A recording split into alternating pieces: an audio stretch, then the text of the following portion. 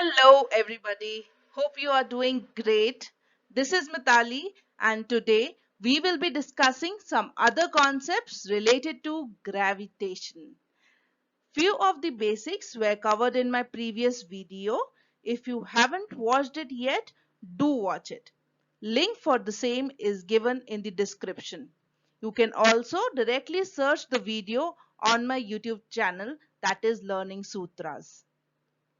So, gravitation is chapter 10th in class 9th NCERT. I will be covering various activities and in-text questions for better understanding. In the part 1 of the video, we had discussed some basic concepts of gravitation. We discussed what is universal law of gravitation.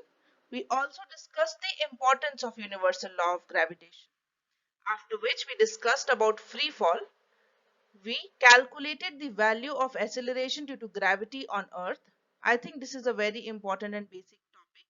Everyone must be aware of it and must understand it very clearly. At last, we discussed the motion of object under the influence of gravitational force of the Earth. If you haven't watched the video, I will insist you to watch it once so that you get better understanding, and then we can proceed with the remaining topics that are related to gravitation. Okay, so this is part 2 of the video where we'll be discussing the remaining topics that are related to gravitation. सबसे पहले we will discuss about mass. Then we'll move forward and discuss about weight.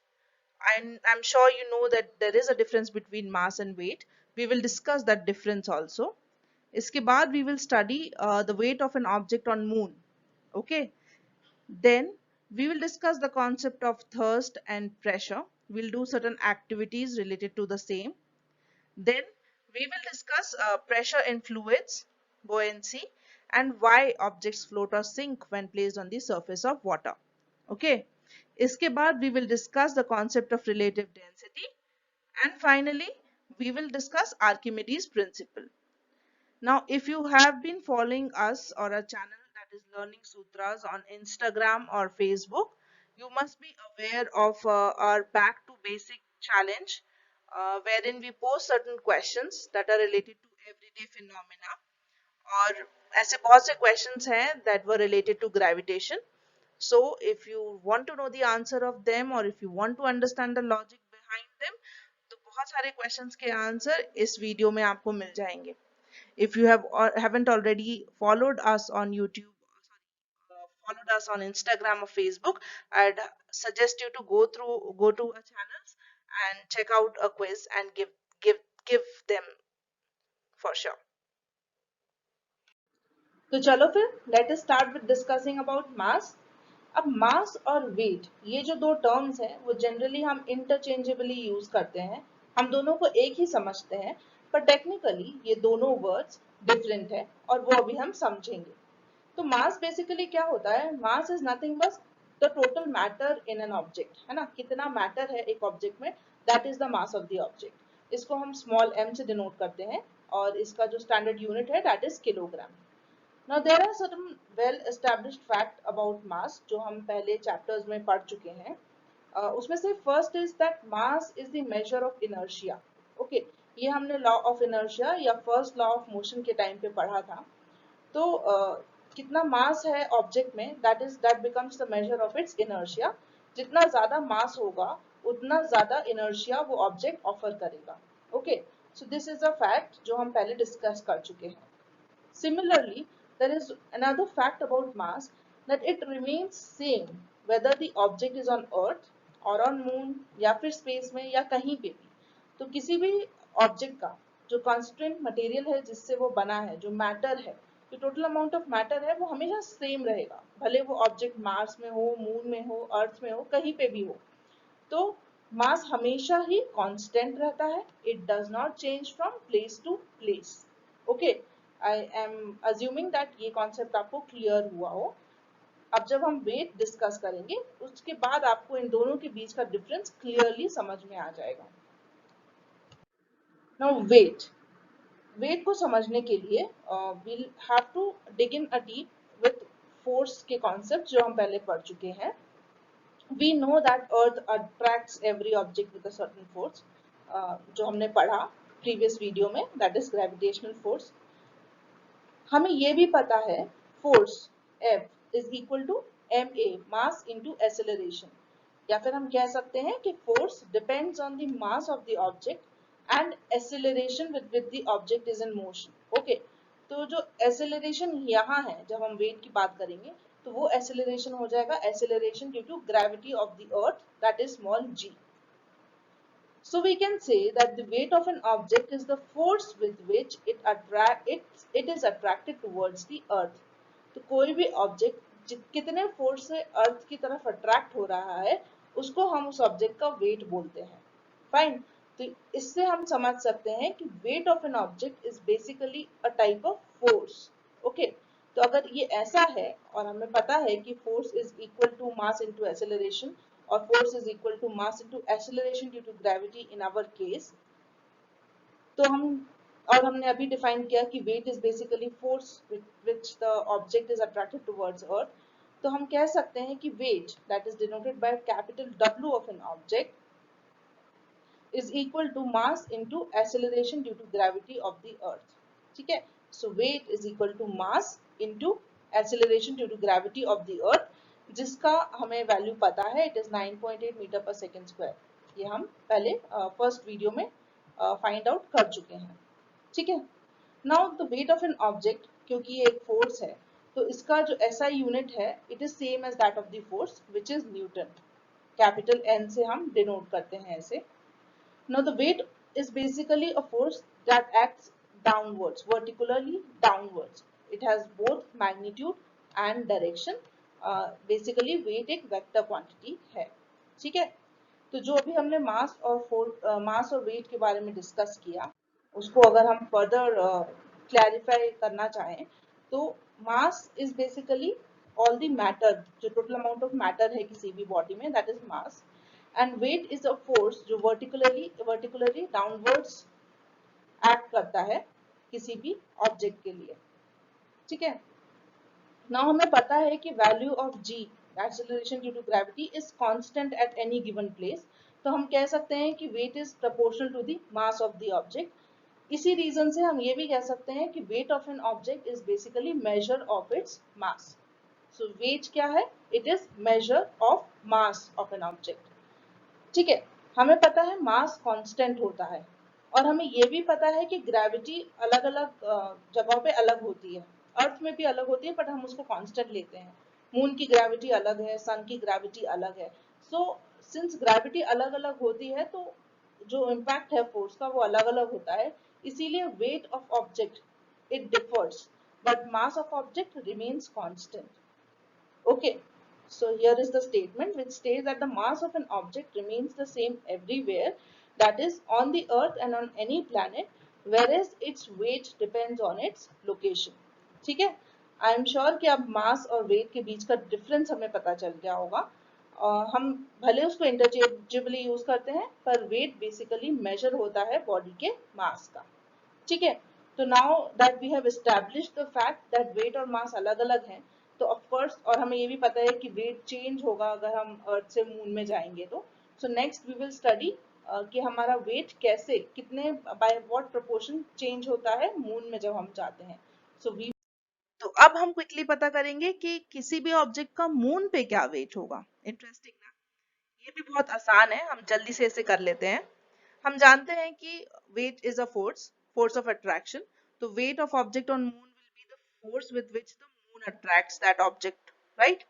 हम जानते हैं कि moon is का जो मास है वो अर्थ से कम है, तो मून जो है वो lesser attraction force of attraction offer करता है ऑब्जेक्ट को. तो मून पे फोर्स ऑफ अट्रैक्शन कम होता है एज कंपेयर टू अर्थ. अब हम क्विकली कुछ टर्म्स लेंगे. Let m be the mass of object. ठीक है, let Wm be the mass of object on the moon. Let mass of the moon be capital M and its radius be capital R M. अब हमने universal law of gravitation पढ़ा हुआ है.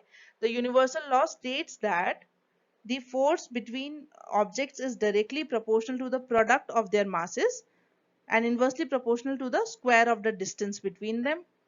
तो हम quickly इस फॉर्मूले में कन्वर्ट करेंगे हमारे टर्म्स को. तो weight of the object on moon will be gravitational constant into mass of the object on moon and into mass of object, sorry, mass of moon into mass of object by square of the radius of the moon.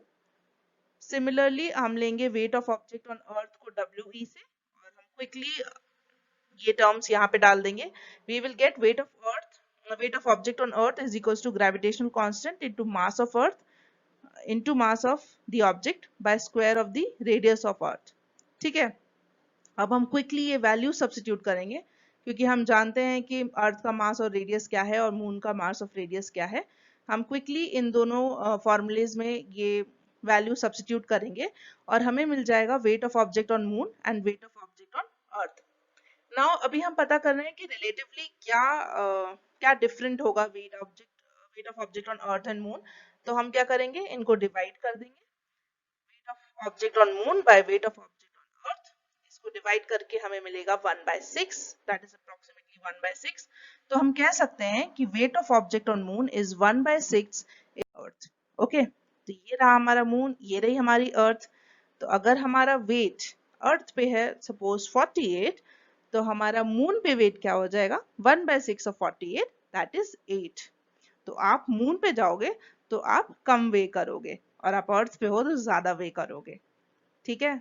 I hope this concept is clear to you.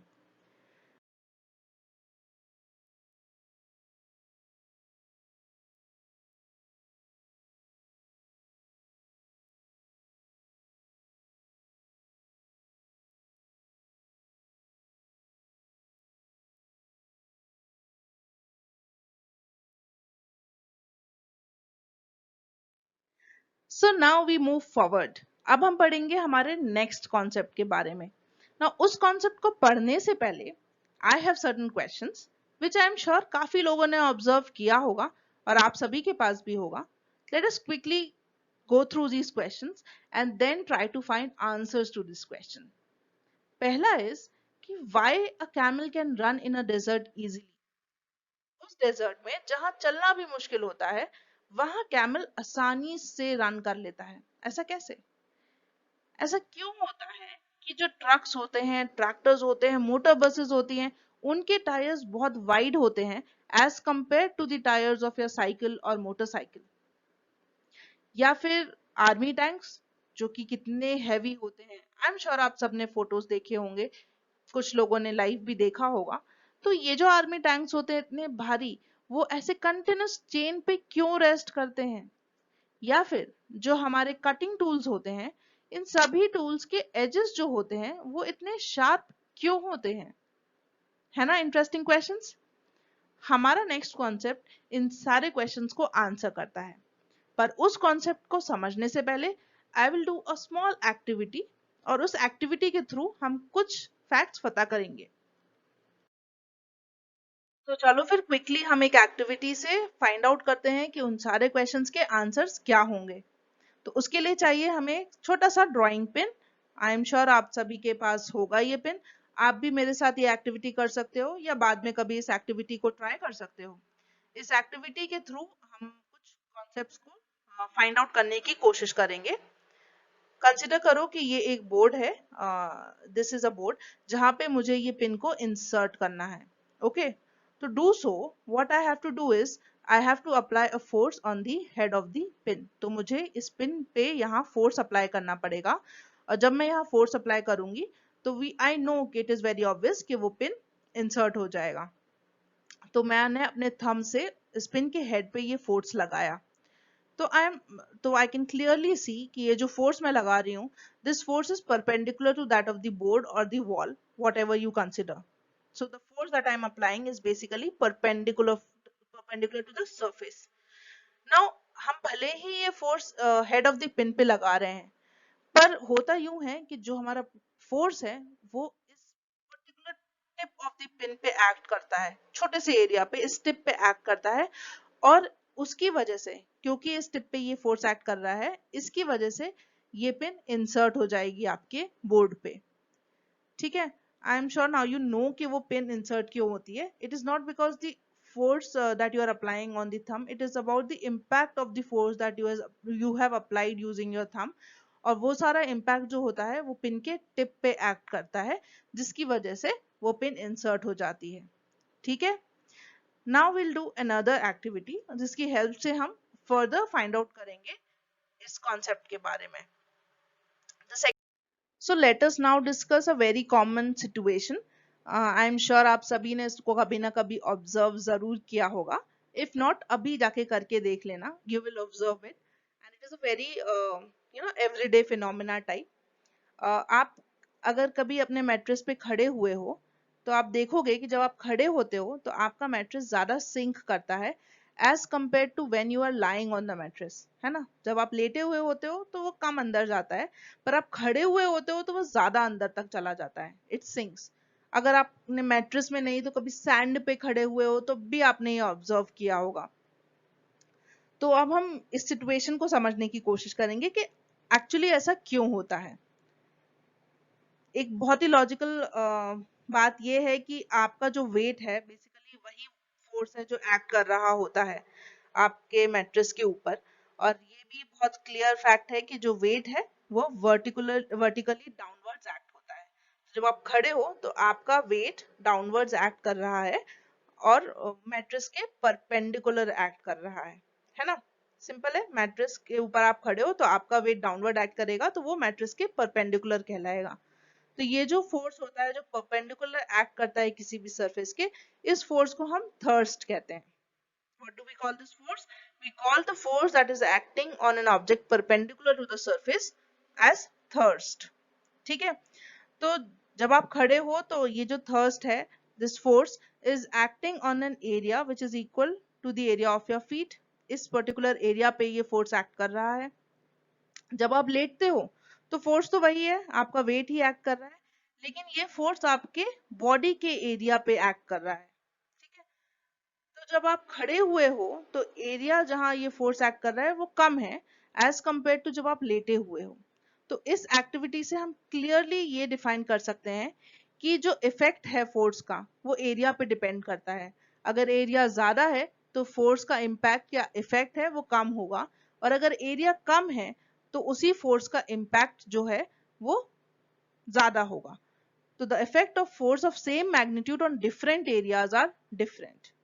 Okay, so we now conclude with these two situation, एक वो pin वाला और एक ये जो mattress वाला है, कि जो फोर्स है वो कितने एरिया पे अप्लाई हो रहा है उस पे उसके इफेक्ट का बहुत ज्यादा फर्क पड़ता है। ठीक है, तो we can easily conclude this. तो जो सिनेरियो अभी हमने डिस्कस किया उसमें हम बहुत इजीली कह सकते हैं कि थर्स्ट तो सेम था, वेट जो है that is the force which is acting on the mattress, the weight is same, the perpendicular force that is acting on the surface of the mattress is same, पर उसका जो effect है वो different है। therefore the effect of thirst depends on the area on which it's acting। अगर आप खड़े हुए हो तो जो एरिया है वो कम रहेगा, इसीलिए आपका इफेक्ट जो है थर्स्ट का वो ज्यादा रहेगा। while you are lying down, since area ज्यादा है तो इफेक्ट ऑफ थर्स्ट कम रहेगा। ओके, तो ये जो थर्स्ट पर यूनिट एरिया होता है इसको हम कहते हैं प्रेशर। आई एम श्योर कि आपने प्रेशर टर्म काफी बार सुना होगा, एंड उसका एक कॉमन सा डेफिनेशन भी है। वी जनरली से कि फोर्स पर यूनिट एरिया इज प्रेशर। उसको अगर हम थोड़ा स्पेसिफिक कहें तो we will say that thrust per unit area is nothing but pressure.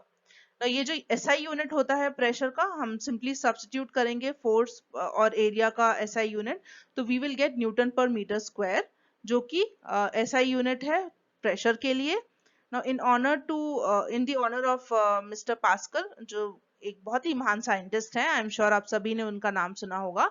जो एसआई यूनिट है प्रेशर का that is newton per metre square, it is denoted by pascal और Pa. So Pascal PA is nothing but Newton per meter square. Okay. So from the activities or the situations that we have currently discussed, we can easily conclude that the same force acting on smaller areas exert larger pressure and the smaller pressure on larger areas. तो force वही है पर smaller areas में pressure ज्यादा होगा और larger areas में कम pressure होगा। इसीलिए टिप जो होती है नेल्स की वो पॉइंटेड होती है, क्योंकि टिप पे स्मॉलर एरिया है वहां पे, तो ज्यादा प्रेशर एक्सर्ट हो पाएगा। शार्प एजेस रहती हैं जो सिजर्स की है या कटिंग टूल्स की है, वो भी इसी रीजन की वजह से होती हैं। जो हमारी बिल्डिंग्स होती हैं, बड़ी बड़ी बिल्डिंग्स होती हैं, इन सब के जो फाउंडेशंस होते हैं वो वाइड होते हैं, या फिर जो टायर्स होते हैं ट्रक्स वगैरह के, जो क्वेश्चन था जो हम डिस्कस कर रहे थे, वो सब वाइड होते हैं क्योंकि ज्यादा एरिया पे कम प्रेशर लगेगा, कम एरिया पे ज्यादा प्रेशर लगेगा। आई होप ये सारे कॉन्सेप्ट आपको क्लियर हो गए हैं, क्योंकि अब हम फर्दर पढ़ेंगे यही प्रेशर के बारे में in fluids. Okay, so when I say thirst and pressure, I talk about thirst as the net force in a particular direction, that is perpendicular direction. Net force in perpendicular direction is thirst, and pressure is force per unit area. That is what we have finally concluded. तो ये जो दो terms हैं इसको हम ऐसे define कर सकते हैं, ठीक है? So now we study pressure in fluids. Before moving forward, we need to define कि fluids क्या होते हैं. Fluids are nothing but all the liquids and the gases. तो ये सारे liquids और gases को हम क्या कहते हैं? Fluids. Now we know कि solid pressure exert करता है on any surface. और ये जो pressure वो exert करता है, that is due to its weight. वैसे ही fluids का भी weight होता है और वो भी pressure exert करते हैं on the base and the walls of the container in which they are enclosed. ठीक है, जैसे सॉलिड किसी भी सरफेस पे प्रेशर एक्सर्ट करते हैं, वैसे ही फ्लूइड्स भी प्रेशर एक्सर्ट करते हैं on the base and the walls of the containers जहां पे वो एनक्लोज्ड है। नाउ जो प्रेशर होता है that is exerted in any confined mass of fluid is transmitted undiminished in all the direction. तो जो वो प्रेशर होता है वो सारे डायरेक्शंस में ट्रांसमिट होता है एंड इट इज अनडिमिनिश्ड, वो लॉस नहीं होता। ठीक है, now we study further and move forward to the concept of buoyancy. Now, before making you understand what buoyancy is, there are a certain questions which I'll throw on you. I am sure कि आपने भी ये कभी सोचा होगा. One of which is, why do you feel lighter when you swim in a pool? जब आप swimming pool में जाते हो तो ऑफ कोर्स आपको आपका वेट नहीं फील होता, आपको लाइटर फील होता है। अगर आपने कभी भी किसी भी वेल से पानी खींचा हो या आप किसी से पूछना जिसने ये किया हो, तो जब तक आपका जो कंटेनर है वो वाटर के अंदर होता है तब तक तो ठीक है, पर जैसे ही वाटर के लेवल से बाहर आता है आपका कंटेनर, वो भारी हो जाता है। ऐसा क्यों होता है? या फिर कभी जो हमारी शिप्स होती हैं, इतनी बड़ी बड़ी शिप्स होती हैं, ये आयरन और स्टील से बनी हुई होती हैं, वो कभी सिंक क्यों नहीं होती? है ना, शिप के शेप में कभी सिंक नहीं होगी, पर अगर वही अमाउंट का आयरन या स्टील आप शीट के फॉर्म में डाल दोगे उस ओशन में, तो वो सिंक हो जाएंगी। तो ये सारा फिनोमेना है, इन सब के पीछे क्या लॉजिक है या क्या रीजन है, ये हम फर्दर स्टडी करेंगे। Now, to understand the concept of buoyancy, let us perform a very simple activity. You need a bucket of water and a closed empty bottle. ठीक है, I have a video, I'll show the video. There are a few things that you have to observe. सबसे पहले तो this is the bottle that I have taken and I have put it on the bucket. It is floating. Now when I apply pressure, हम उसको नीचे लेकर जा रहे हैं, जब तक प्रेशर लगा रहे हैं वो नीचे गई, और जैसे ही मैंने अपना हाथ हटाया, the bottle again bounced back. So when I'm pushing the bottle into the water, what happens is I feel a force, एक अपवर्ड पुश टाइप का फील होता है। तो जैसे जैसे मैं बॉटल को वाटर में नीचे तक लेकर जाना चाहती हूँ, मुझे वैसे ही वैसे डिफिकल्ट होता जाएगा, क्योंकि एक अपवर्ड पुश मुझे फील होगा। ठीक है, आप सब ये एक्टिविटी ट्राई करना, उससे आपको बहुत आसानी से ये समझ में आ जाएगा। You will also be able to feel the force that you have to apply, the extra force that you have to apply, क्योंकि वाटर भी एक अपोजिंग फोर्स अप्लाई करता है, एक अपवर्ड फोर्स एक्सर्ट करता है। ठीक है, तो जैसे ही आप बॉटल रिलीज करते हो, जब अपना हाथ हटा लेते हो, तो वो बॉटल वापस से सरफेस पे आ जाती है ना। ये सारी एक्टिविटी है, पर इस एक्टिविटी को करते हुए बहुत ऑब्वियस चीजें आपको लग रही हैं, पर there are a few questions जो अनआंसर्ड रहते हैं और उनको हम आंसर करने की कोशिश करेंगे। तो पहला क्वेश्चन आता है कि क्या ग्रेविटेशनल फोर्स एक्ट नहीं नहीं करता बॉटल में? सिंपल है, अगर एक बॉटल है और वो हमने वाटर में डाली तो वो अपने आप नीचे क्यों नहीं रह गई? Why wasn't it sinking downwards by its own? है ना, ग्रेविटी अगर एक्ट कर रही थी तो वो नीचे क्यों नहीं जा रही थी? और अगर चलो नीचे चली भी गई किसी फोर्स से तो वो नीचे ही क्यों नहीं रही? Why did it bounce back? क्या उस टाइम पे ग्रेविटी एक्ट नहीं कर रही थी? तो obviously there is this question and it is a very valid question जो आता है. So what I'll do is I'll explain you. So this is a scenario. ये bottle है and it is on the water. It is currently floating. तो basically जब मैं इस पे pressure लगाती हूँ तो bottle नीचे की तरफ जाती है, right? तो ये नीचे की तरफ क्यों जाती है? For obvious reasons, because gravity act कर रही है and gravity acts in the downward direction. इसीलिए bottle नीचे की तरफ जाती है, ठीक है? पर जो वाटर है that also exerts N upward force on the bottle और उसी की वजह से वो बॉटल ऊपर की तरफ आती है, ठीक है? सो डाउनवर्ड्स ग्रेविटी एक्ट कर रहा है तो वो बॉटल नीचे जा रही है, पर at the same time there is a force जो वाटर भी एक्ट करता है बॉटल के ऊपर जिसकी वजह से वो ऊपर आती है. सो वी नो दैट जो वेट है किसी भी ऑब्जेक्ट का it is due to the gravitational attraction of earth. तो जब बॉटल इमर्स होती है एक अपवर्ड फोर्स एक्सर्ट करता है water on the bottle which is greater then its weight.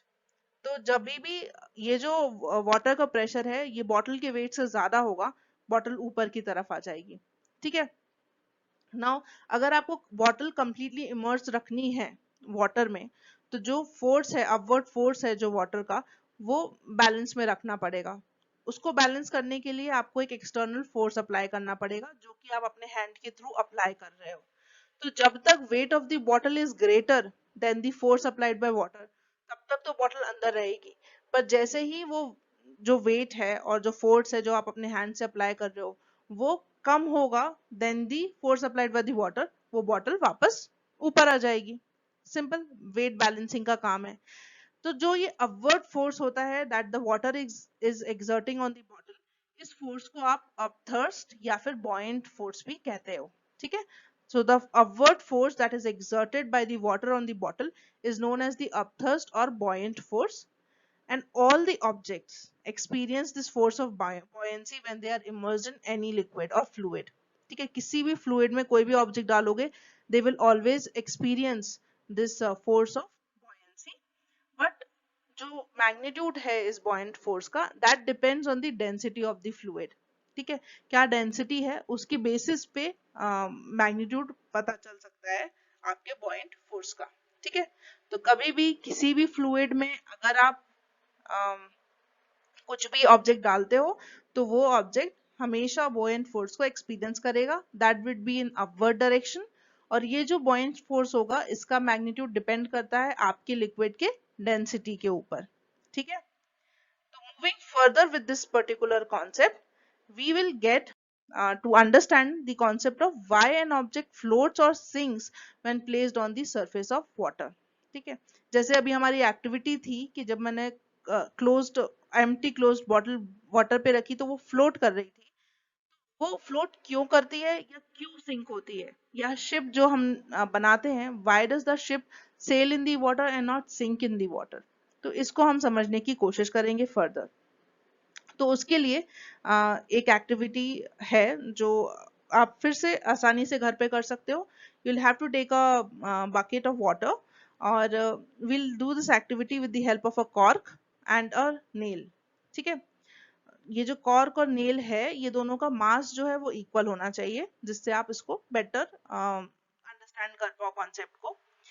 तो जब आप नेल और कॉर्क के थ्रू ये एक्टिविटी करोगे दोनों को वाटर में डालोगे तो नेल जो है वो नीचे सिंक हो जाएगा लेकिन कॉर्क जो है वो फ्लोट करेगी वाटर में. तो why does this happen? Nail क्यों सिंक किया और कॉर्क क्यों नहीं सिंक किया? This we will understand now.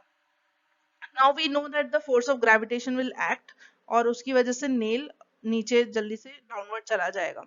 तो अपवर्ड थर्स्ट होगा वाटर का जो कि उसको अपवर्ड पुश करेगा, लेकिन फिर भी जो वेट है वो नेल का वो ज्यादा है इसीलिए वो नीचे सिंक हो जाएगा. पर कॉर्क जो है कॉर्क फ्लोट करेगा. दोनों का मास सेम है फिर भी कॉर्क फ्लोट करेगा क्योंकि दोनों की जो डेंसिटीज है वो डिफरेंट की डेंसिटी और नेल की डेंसिटी दोनों डिफरेंट है और इसी की वजह से कॉर्क फ्लोट कर रहा है और नेल जो है वो सिंक हो गया है, भले दोनों का मास सेम था। तो density of the substance is defined by the mass per unit volume, है ना, एक पर यूनिट वॉल्यूम में कितना मास है उसको हम डेंसिटी कहते हैं। So density of cork is less than the density of water और इसी कॉन्सेप्ट की वजह से जो अपथर्स्ट है वाटर का on the cork that is greater than the weight of the cork, इसीलिए वो फ्लोट करता है। वैसे ही density of nail is more than water और इसीलिए जो अपथर्स्ट है वाटर का वो नेल पे लेस है जिसकी वजह से नेल सिंक कर गया। तो therefore we can say that the objects of density less than that of the liquid floats on the liquid and object जिनकी डेंसिटी ज्यादा है डेंसिटी ऑफ द लिक्विड से वो सिंक हो जाएंगे। ठीक है, so the object of density greater than that of the liquid sinks in the liquid and the object of density lesser than the liquid floats on the liquid। Simple, cork की density यहाँ पे water से कम थी तो वो float कर रही थी, नेल की डेंसिटी वाटर से ज्यादा है इसीलिए वो सिंक कर गई, है ना। ये दोनों का मास सेम लेने का कॉन्सेप्ट ही ये था, जिससे आप क्विकली ऐसा नहीं बोल दो कि हैवी था नेल इसलिए वो नीचे सिंक हो गया और कॉर्क हल्का था इसलिए ऊपर फ्लोट कर रहा था। ठीक है, we need to find the real reason about of the phenomena जो अभी हमने पता किया। It is all about the density of the substance, the density being lesser than the liquid then it will float, density greater than the liquid then it will sink। Okay, moving. So we have just established and defined the term density. Density of a substance is basically mass of a unit volume and अगर हम mass of a unit volume देखें तो अपन clearly उसका जो unit है that we can define it is kilogram per meter cube। Okay, now जो तो density होती है किसी भी substance की under specified condition it remains the same। इसीलिए हम डेंसिटी को एक कैरेक्टरिस्टिक प्रॉपर्टी की तरह यूज कर सकते हैं किसी भी सब्सटेंस की। अलग अलग सब्सटेंस की डेंसिटीज जो होती हैं वो अलग अलग होती हैं, जैसे गोल्ड की डेंसिटी है 19,300 किलोग्राम मीटर क्यूब, वहीं वाटर की डेंसिटी होती है 1000 किलोग्राम पर मीटर क्यूब। तो since density is remains same for a substance, हम डेंसिटी को यूज कर सकते हैं किसी भी सब्सटेंस की प्योरिटी को डिटरमाइन करने के लिए। ठीक है, तो अगर आपको गोल्ड की प्योरिटी डिटरमाइन करनी है या वाटर की प्योरिटी डिटरमाइन करनी है तो आप उसकी डेंसिटी की हेल्प से प्योरिटी को डिटरमाइन कर सकते हो। So with these concept we move forward to the concept of relative density। Generally it is very convenient to express density of a substance in comparison to that of water, क्योंकि water बहुत it is a very known commonly found substance।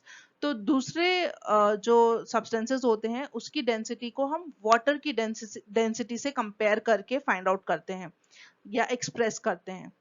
तो the relative density of a substance is the ratio of its density to that of water। Simple, तो उस substance की जो density है to the density of water is nothing but relative density। ठीक है, now since this relative density is a ratio, इसका कोई unit नहीं होता। ठीक है, similar quantities का ratio होता है तो इसलिए unit नहीं होता। So density of substance by density of water is nothing but relative density। Okay, with this we come to moving further, जो हमारा last topic है gravitation chapter का, we will discuss this topic and to do so we will perform an activity। So this activity is nothing but what I have done is I have tied a stone with elastic rubber band and suspended in the air। फिर उसके बाद हमने वो stone water के अंदर डाला and then I have made certain observations। ये activity आप easily घर पे कर सकते हो and then you can also note the observations। So what were my observations were, first जब मैंने उस stone को string के help से एयर में सस्पेंड किया देन आई फाउंड आउट कि जो इलोंगेशन है उस रबर बैंड का वो काफी ज्यादा था एंड क्वाइट ऑब्वियस कि वो इलोंगेशन उस स्टोन की वेट की वजह से था। नाउ जब मैंने इस स्टोन को along with the elastic rubber band water में डाला तो देन आई फाउंड आउट कि जब मैं उसको वाटर में डाल रही थी तो जो इलोंगेशन था वो डिक्रीज हो रहा था और जब वो स्टोन कंप्लीटली इमर्स हो गया वाटर में, उसके बाद कोई चेंज नहीं हुआ उस इलॉन्गेशन में, ठीक है। So this is the activity and I want you all to perform this. You will also find the same thing कि जब वो स्ट्रिंग वाटर में गई तो इलॉन्गेशन कम हुआ, एंड आफ्टर अ टाइम जब वो कंप्लीटली इमर्स हो गया वाटर में, तब स्ट्रिंग में कोई फर्दर चेंज नहीं हुआ। नाउ ये जो चेंज हुआ, इससे आप क्या इन्फर करते हो, ये सोचने वाली बात है ऑफ कोर्स। यही इन्फरेंस हमारे एक बहुत ही महान, so now we will try to find the answer to the question we just encountered, right? We know that the elongation in the string was due to the weight of the stone, quite established fact. We have also recently studied about the buoyance force. We know कि अगर हम immerse करते हैं water में तो water भी एक upward force exert करेगा, और उसकी वजह से जो elongation है string का वो कम होगा, क्योंकि एक net force act कर रहा है। एक टाइम बाद जब वो बैलेंस हो जाएगा फोर्स, तो इलॉन्गेशन फर्दर नहीं कम होगा, है ना। तो ये तो हमने आंसर कर दिया, it is because of buoyancy. But क्या मैग्नीट्यूड होता है इस बोएंट फोर्स का किसी भी बॉडी में? What is the magnitude of the buoyant force experience by the body? Is it the same in all fluids for a given body, or do all bodies in a given fluid experience the same buoyant force? These are a few questions जो I'm sure कि आपके दिमाग में भी आए होंगे कि how do you find out the magnitude of this buoyant force? क्या ये buoyant force सभी fluids के लिए एक सा होता है?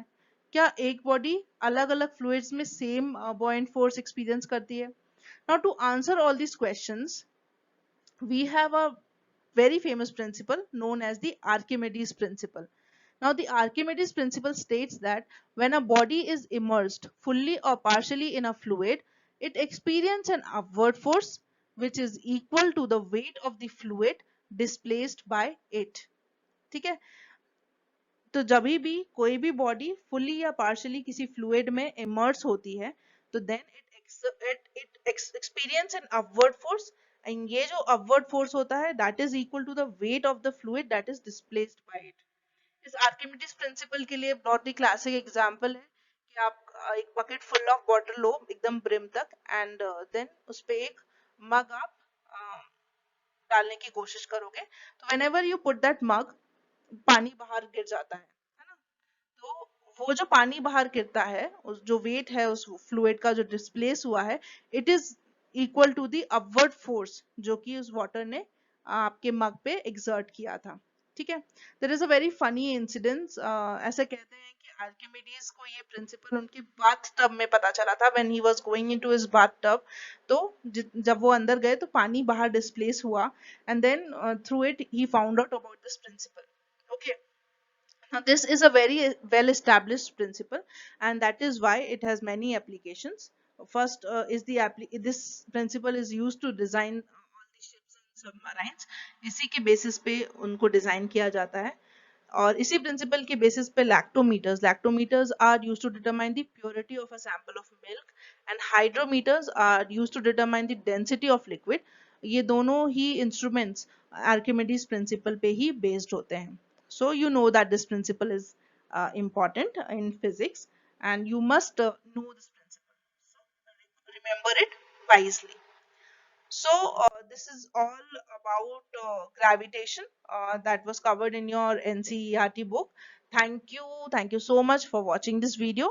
I hope that I could be of any help in making you understand about it. You can anytime write to me on learningsutras@gmail.com.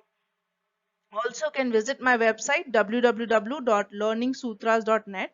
I will also write a blog regarding the gravitation chapter, wherein I will provide the notes and the solution to the problems also.